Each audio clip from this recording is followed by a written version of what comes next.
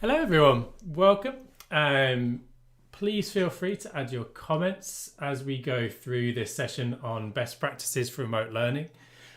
Please ask any questions you've got because obviously this is a very pressing time for thinking about remote learning. You're in the middle of it.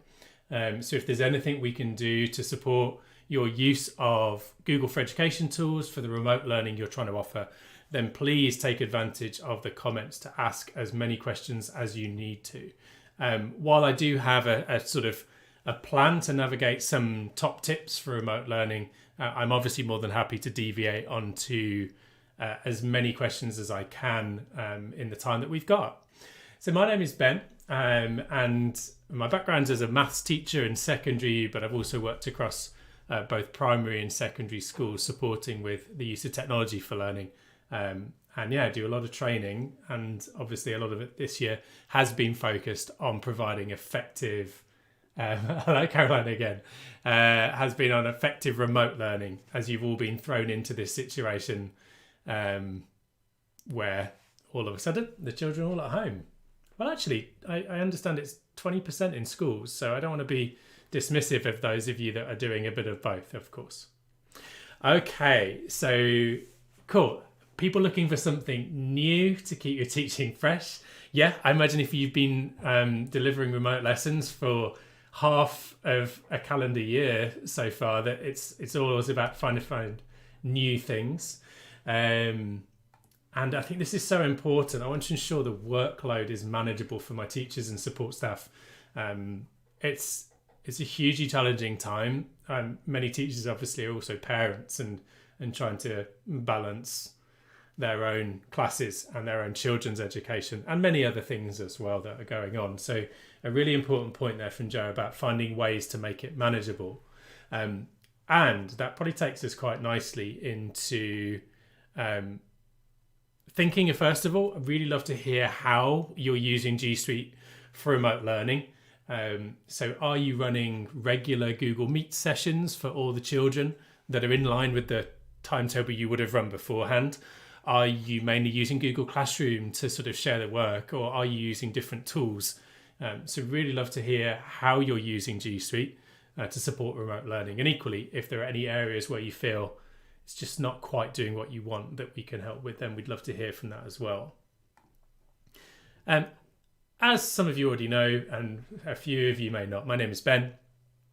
It looks like I'm doing some really inspirational speech in that picture, but I'm actually at that point indicating where the facilities can be located for the audience. So less exciting than it looks.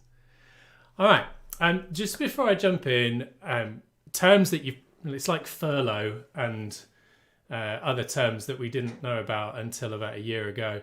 Synchronous and asynchronous learning. So there is a balance to be struck between how much time your teachers are, or you are on a video call with your class going through that learning live, and how much you're providing them with resources to work through their learning. So that asynchronous learning, where the children are sort of taking videos, content and resources and working through the learning at a slightly different pace or at different times of the day, just to sort of accommodate that home learning style where there's parents working and sort of managing everyone else as well.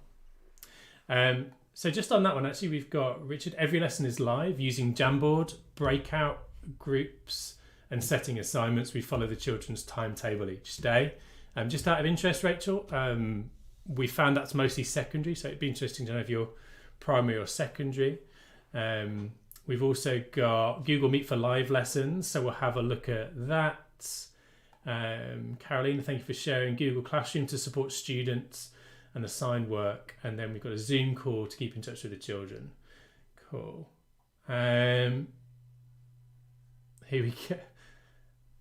Drowning in docs on Google Classroom. Hopefully we're inspired and get ideas to keep everything manageable and organised. Okay, I'll bear that in mind, Michelle, as we jump into Google Classroom. We've got using polls in Meets and some of the other features as well. Okay.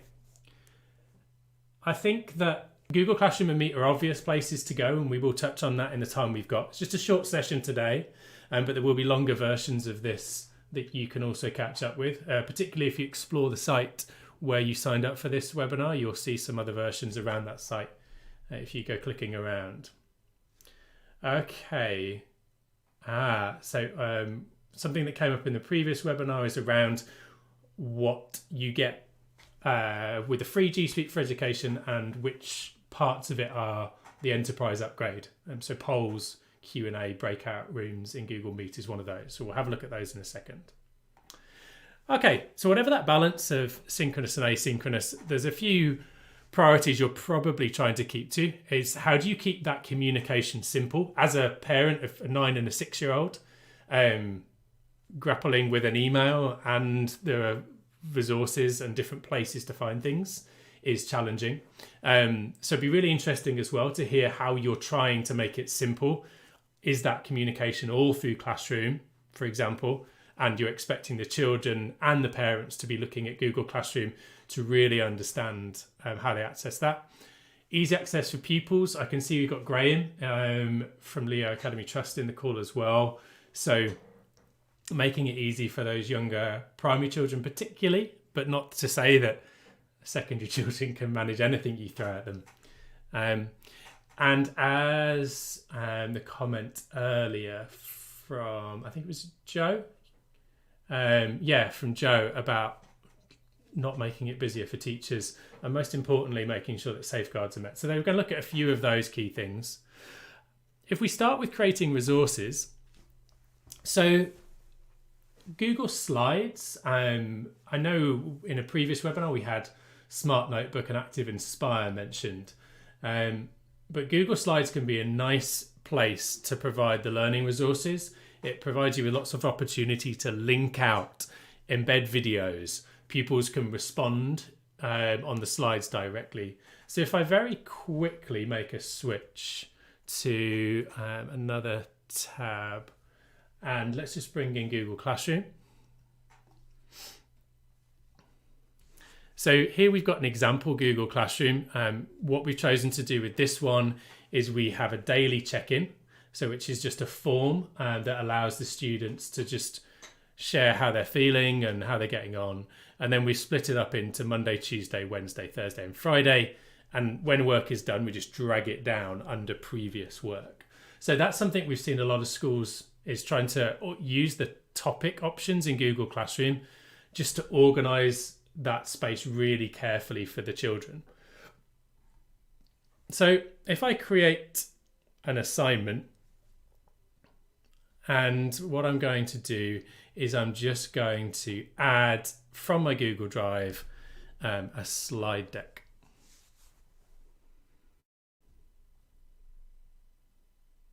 You'll see that I'm not short on various slide decks along the way. So let's go with this one here. Actually, let me just change that water cycle.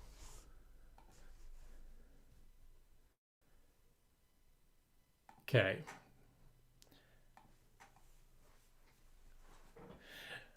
And I'm going to make a copy for each student. So I'm going to expect the students to be editing it separately. I don't know how many, be interested to know in the comments whether you have started using rubrics. So if I just give it a title of water cycle.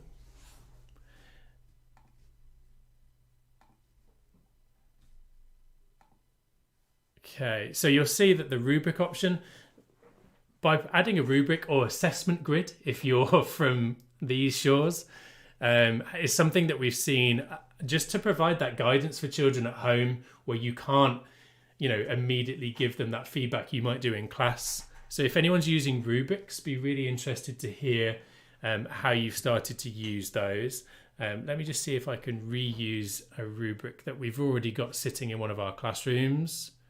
I'm just going to switch and see if we've got one sitting in here. Doesn't quite match the topic, but let me just put in the reading and comprehension one so you can see an example. So this is what a pre-made rubric looks like, and just a nice easy one where it's a 3-point scale, which will be visible to the children when they're doing the assignment. just to show them the kind of levels of whether they've understood or not, and kind of what we're looking for from them.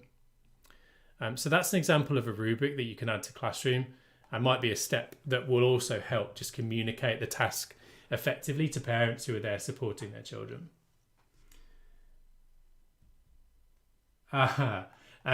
Just popped in this question from Michelle. There is an additional tool that I can fish out for you that will allow you to schedule to more than one class at the same time. It's not a Google Classroom feature, but it is a feature that someone else has created to make that happen. So Wendy, who's supporting me in the background today, if you can just nudge me to find that particular add-on that will allow you to do that, I'll share that. An extension, I should say. Yep, a checklist is what Graham's rephrasing rubrics to. And we also have, keeps on adding more comments. Extended writing with year 5 and 6 is where people are using rubrics. So thank you for your addition. And yeah, I can see the scheduling extension is going to be useful. Okay, so that's something that I can obviously then go ahead and assign. I'm just going to put it under Tuesday's work. There we go. And off we go. So there's a use of a Google slide. Now, just to add to that, I'm going to open up this particular Google slide that we've used for this assignment. This particular one is set up so that the children can add in the different parts of, can add in the different parts of the cycle. Here we go. So we can drag and drop them. But something that we've seen that might be useful is the ability to insert audio as well as video as well into slides. But inserting audio would allow you to do a quick voice clip that can be added to slides, and the children can click and play that when they need to. I've got some various bits of music, but if you want to create a quick audio, there is a great voice recorder site that you can go to. So online voice recorder, which allows you to very quickly record some instructions, and then that will provide you with a file that you can insert into slides. So I'll just copy and paste that in there. So you've got that. So in the longer version of this, we would spend a bit more time looking at Google Slides and some of the other options you've got. But just wanted to really flag that option to put video and audio in the slides where you're assigning to children, where you might be finding that children and parents are struggling to interpret the task. That audio clip you can put in might be the way that you can provide that little bit more continuity and communication for that remote learning task. So ideally professional looking, students can access directly. When we did the assign there, you could put in some videos and you could add voice instructions. Just a few things on slides to consider. I'm going to try and pick up a couple of those questions in a moment, but just that first one, I noticed Lou's asking, how did you set up the drag and drop?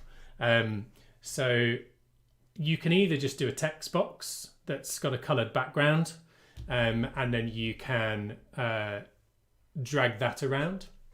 Or in that case, I think we just took we cut out some boxes from a worksheet and paste, and they were just in as images.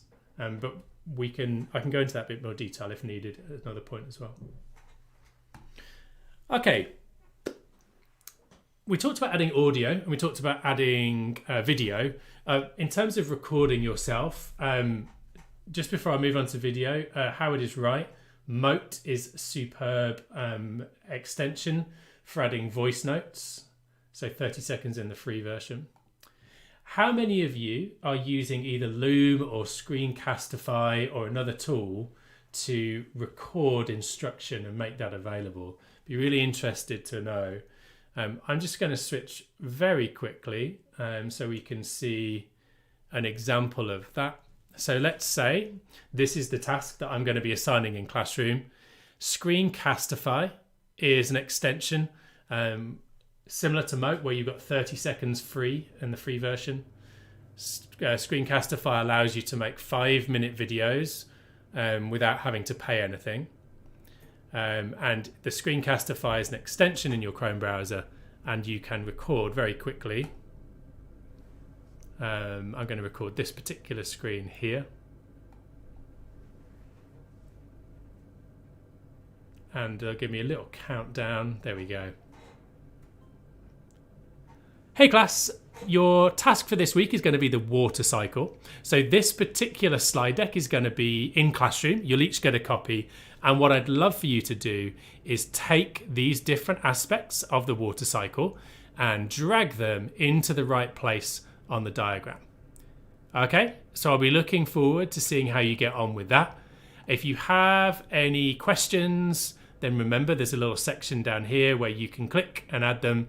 Or if you really don't know where one goes, then feel free to click, add a comment, and directly comment to me if you're not sure.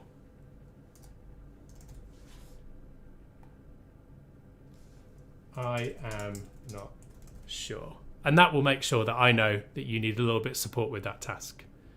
Have a great week. Looking forward to catching up with you. Catch you all later.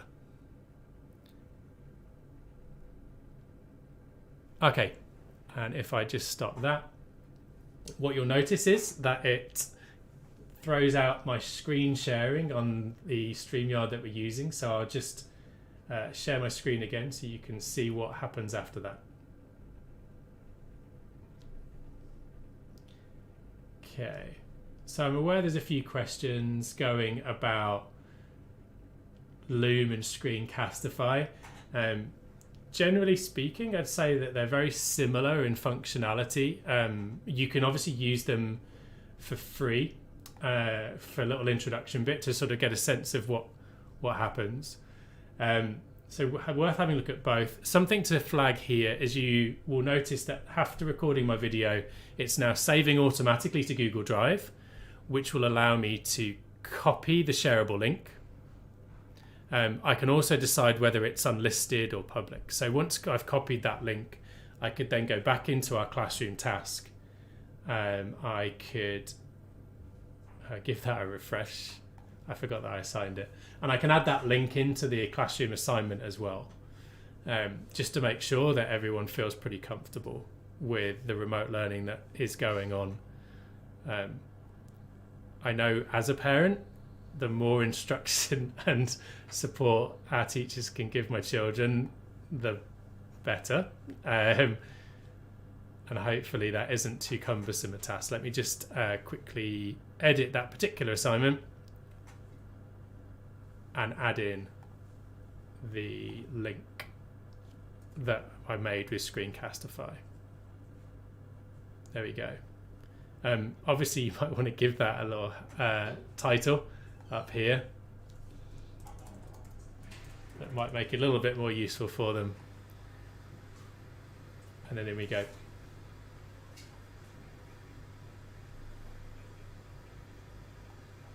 Cool.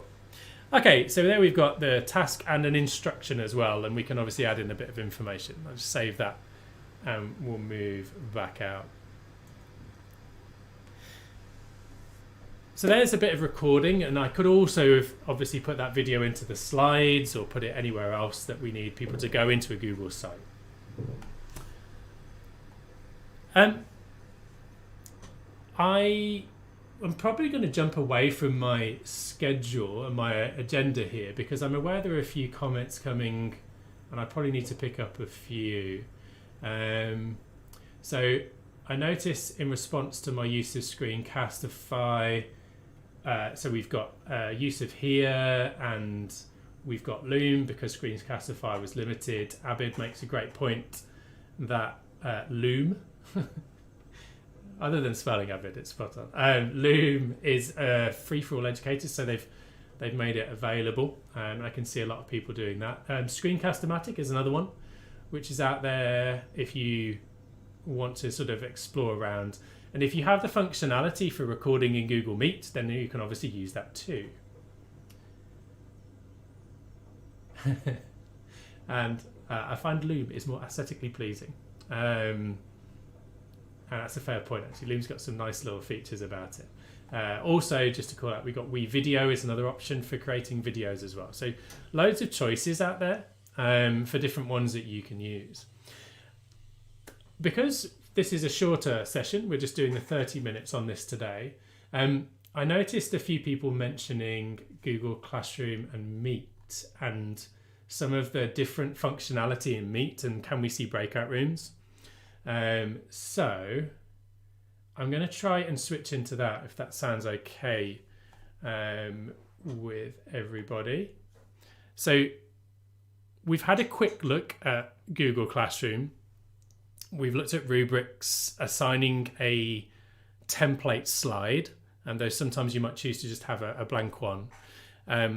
If we need to, I can come back and have a look at collaborative group work, where you don't assign to all children.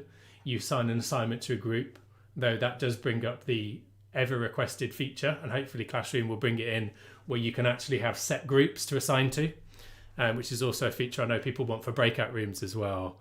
And for third-party Classroom integration, we will share the Chromebook App Hub in the comments so you can see what's available there. And you saw that we had a form check-in at the start.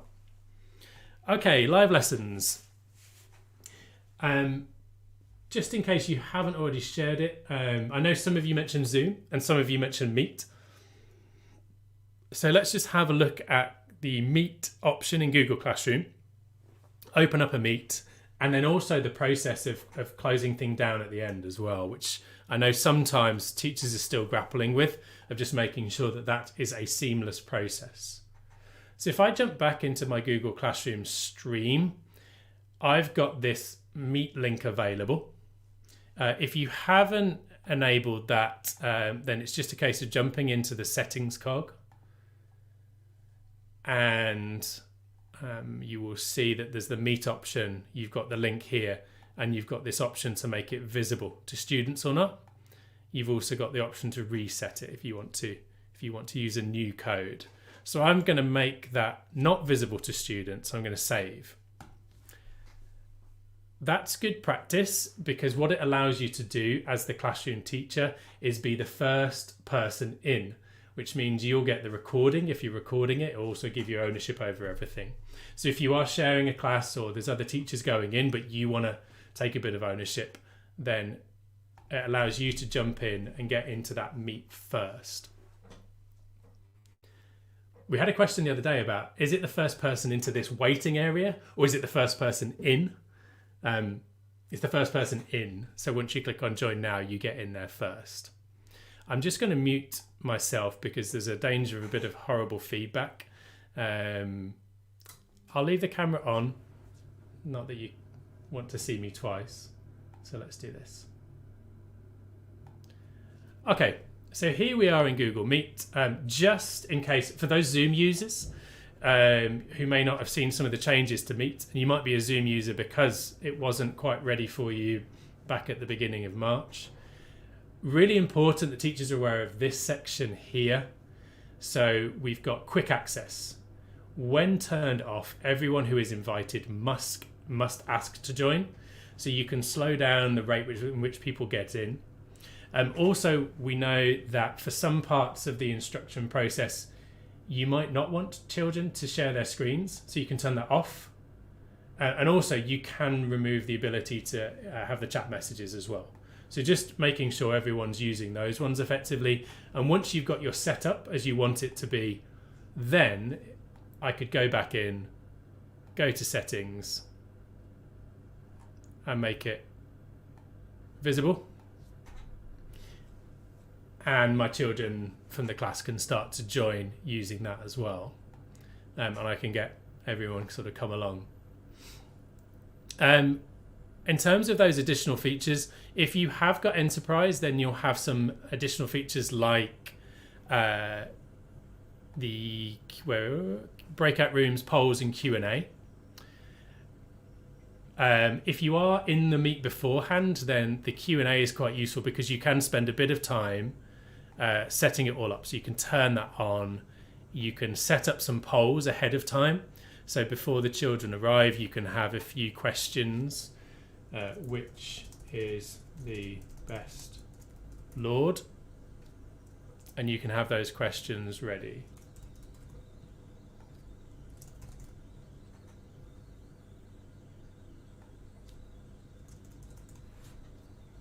There you go. So you can save that, but you can launch it when you're ready. And the one that's been, anyone that's followed my Twitter account will have seen that we've had a long, very interesting thread about breakout rooms.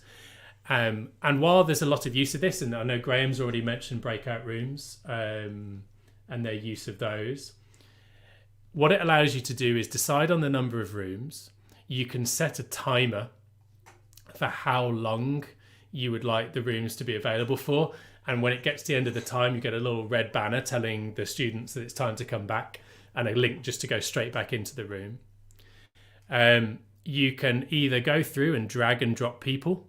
So when you've got all of your students in, you can drag and drop. Big feature request, though, that came was people really, really, really, really wanted to have preset groups and it remember your groups next time. I can say that we've passed that on to the Google team. We'll see if that filters into any feature updates over the next few months, but it may not be as quickly as you'd like. So that's just what those look like. I appreciate that not everyone has those. That is a paid upgrade that schools are making a decision to sort of either go for or not. But just to make you aware that those exist, as well as you will all have access to the chat and the ability to mute and remove students. So as you get to the end of your meeting, end of your class session, it's good practice to wait for as many to leave as possible.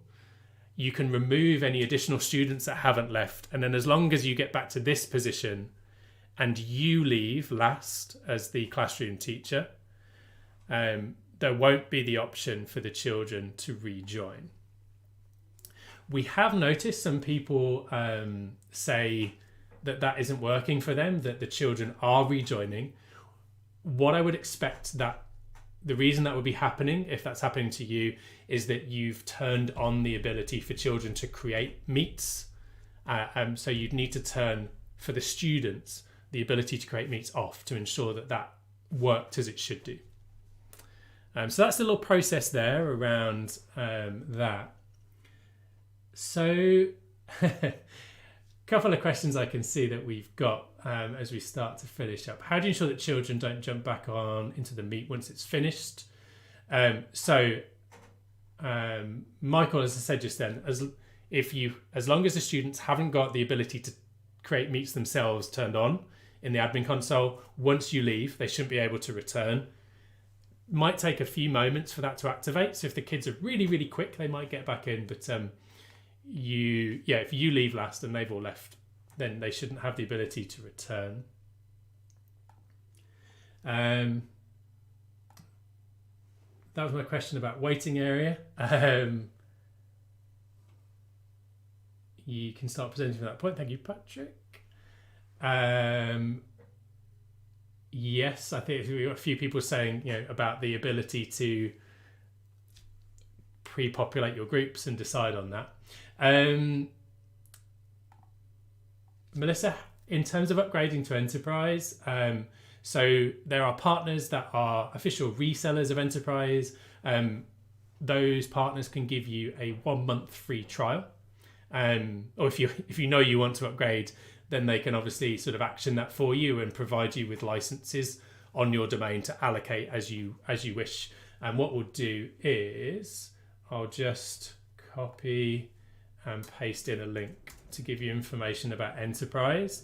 And there's a few different partners that you can reach out to via the Edu directory that will provide you with the ability to get to Enterprise licenses. So yes, Melissa, if you want, we'll try and get those list of companies over to you as soon as possible. Okay. I noticed there was a question about recording, which brings us on to quite an interesting one around, I know some people are not using breakout rooms because they don't record and because the policy is to record. I know that in Wales the policy is not to record. So that brings us into the question I spotted just a moment ago here around because the children are off by themselves in those meets. I presume that's why you're referring to the safeguarding there. Though I know that some people are interpreting that differently. Okay, a couple of more questions before we finish up. Can I ask why this is? Can I ask why this session was done through YouTube webinar and not on Google Meet? It's just because we are potentially getting sign-ups over 250, and that's why we went for the live stream option as opposed to using Google Meet. So we do have an enterprise option for us, but we have had sign-ups over 250, and we just wanted to be consistent rather than switching to a live stream every so often. So that's one of the reasons we did that. And also some of the additional functionality that we're hoping will come to Meet in terms of how you can rearrange the views. No one wants to see this one though. Okay, the feedback link is up, as you can see, as we reach the end of the session. I'll just jump back into my slides for a couple of moments. We didn't get a chance to look at Jamboard, which is available through Meet. For you to have that digital whiteboard experience in the Meet. But if you open up a Meet, go to the three dots, you'll be able to have a look at that. And the other bit, we talked briefly about rubrics. We didn't get a chance to look at the comment bank, but you can stack up your comments in the comment bank in terms of providing that feedback really quickly and easily. And something that was mentioned earlier was Moat, and obviously Screencastify and Loom. Using those tools to record your feedback can be a really effective way of ensuring that the children are getting valuable feedback. I think that's probably the most challenging part of this way of learning, is that feedback that you'd be giving verbally and written in different forms all the time is definitely a more challenging thing to deliver to the students. So a quick Screencastify or a quick Moat comment might be a way to do that. Yes, well, I mean, not meaning to, I'm on 3 screens.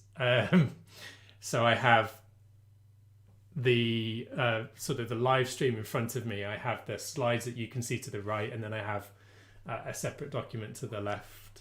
But 2's enough. 2's ideal if you can. Okay, we're about to wrap up. So feedback link is on the screen, and you'll also see it in the comments. Just in terms of will there be more sessions like this, there absolutely will. And you can sign up in the same place you signed up for these ones. You can sign up, and Wendy, if we've got the link to the main site for these, that would be really useful. And we'll put that in the comments as well. They're carrying on throughout 2021.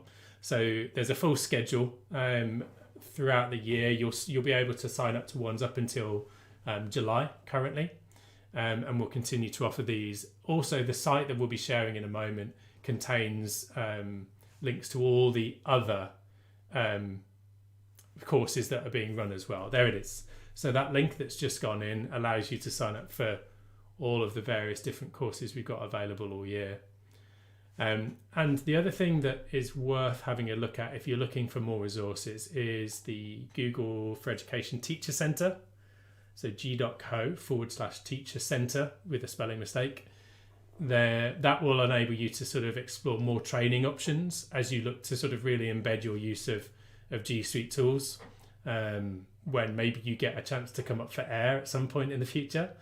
And you may have also seen the Teach from Anywhere.google site, which is more specifically focused on the Google for Education offer in relation to what's currently going on with remote and hybrid learning and that back and forth you've done for the last sort of, 9-10 months. Cool. Oh yes, Rachel had a question about reattaching a doc, which I'll just address now.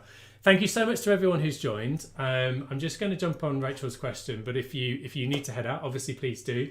If you're watching this after the live version, then I'm just going to deal with Rachel's question now. But otherwise, thank you so much for everyone's time. Can you reattach a doc if a child accidentally removes it when on live lesson? So Rachel, if I understand your question correctly, is this a document that you've assigned through Classroom? If you could clarify that, that'd be really useful to understand. Let me just switch into Classroom.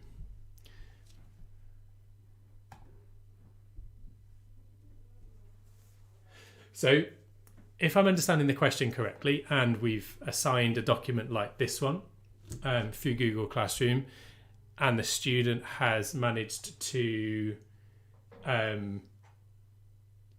delete their copy of it, you should be able, that will be sitting in your Google Drive and should be something that you're able to locate, if I've understood the question correctly.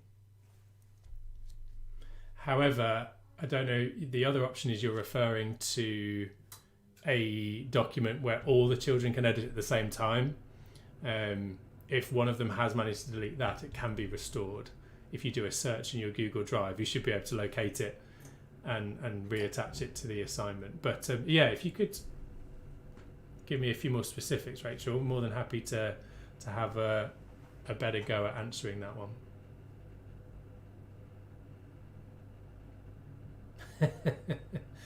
I can see some people benefiting from the YouTube option, as they don't have to be there worrying about their screen. Cool. Okay.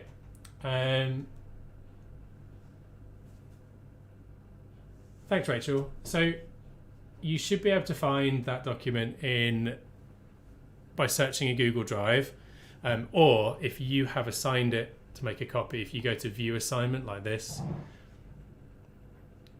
actually when the student returns the piece of work, then it actually belongs to you. But I'm more than happy to explore that a little bit more.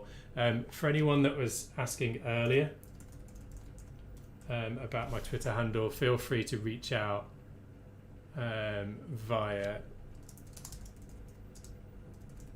the Twitter handle if you've got any follow-up questions. And yeah, look forward to seeing you all again soon. Okay, thank you for clarifying, Rachel. You'll spot there's a little bit of a delay. So not one they were working on, but on an individual one. So yeah, you should be able to find it in your Google Drive. And the final thing I'll say is there's a folder link here when you're in Google Classroom, which will actually sneakily take you to the background where all the students' work is kept in Google Drive. Generally, I tell teachers not to worry too much about Google Drive in the background of Classroom. But in your situation, it might be worth just clicking on that link when you're in the assignment and just having a little explore and just see what's kind of happened to that document over the course of the last few hours or days if you find that some of them have gone missing. Okay, I'll leave it at that. But please reach out if you've got any questions, and yeah, ask questions on the feedback form. We will endeavour to reply there as well. Thank you, Melissa, for pointing that out. Cheers, everyone. Have a great afternoon, evening, morning if you're watching it at any other time, and